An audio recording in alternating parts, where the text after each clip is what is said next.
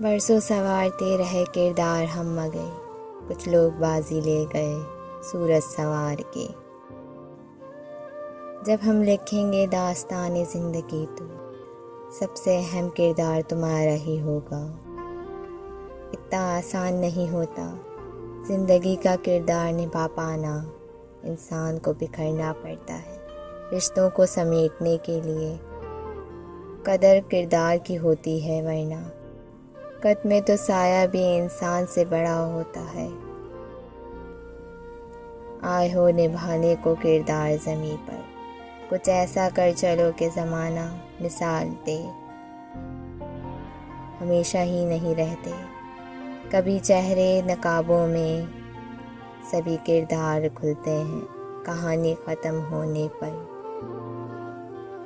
अपनी औलाद के लिए एक मिसाली किरदार आपके अलावा कोई दूसरा नहीं हो सकता। देखने वाली नज़र हो तो गुफ्तारे अमल का अमल किरदार आईना है। लोगों के साथ उनके किरदार के मुताबिक रवैया इख्तियार ना करें, अपनी तरबियत के मुताबिक रवैया इख्तियार करें।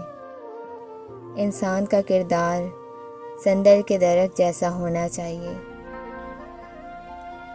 जो खुद को कुल्हाड़ी की ज़ब्त खा कर भी कुल्हाड़ी को खुशबू से महका देता है।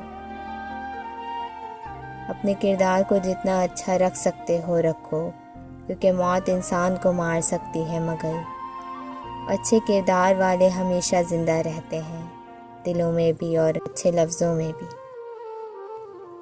किसी का किरदार तुम्हारी जिम्मेदारी नहीं, किसी की ज़ात तुम्हारा ठेका नहीं।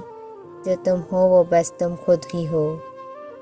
अपने आप पर ज़्यादा तवज्जो दो, लोगों के बारे में ज़्यादा वही सोचते हैं जिनकी अपनी कोई ज़ाती ज़िंदगी नहीं होती। अच्छी कहानी वो होती है जो तुम्हें ये महसूस करवाए कि उसके किरदार तुम भी हो सकते हो। इल्म वो नहीं जो आपने सीखा है, इल्म वो है जो आपके अमल व किरदार से ज़ाहिर हो। हमेशा मुनफरिद किरदार रखो जैसे नमक, जिसकी मौजूदगी महसूस नहीं होती मगर उसकी गायब मौजूदगी तमाम चीज़ों को बेज़ायका बना देती है। लोग कहते हैं किरदार पे बात आ जाए तो सफाई देना ज़रूरी हो जाती है, मगर मैं कहती हूँ किरदार पे बात आ जाए तो बात ही ख़त्म हो जाती है।